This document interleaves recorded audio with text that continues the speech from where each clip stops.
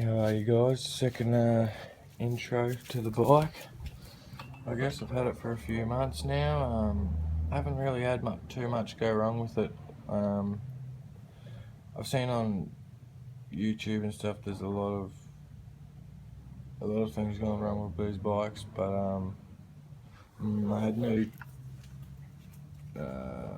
chain links arrived today. This one here, almost finished replacing it. This one here. I just wanted to show you something when you're replacing it with this.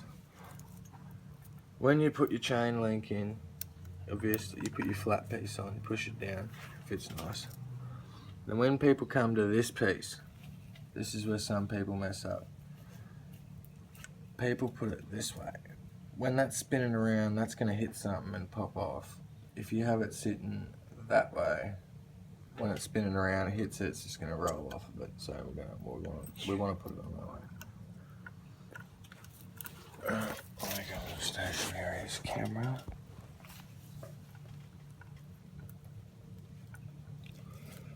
Right.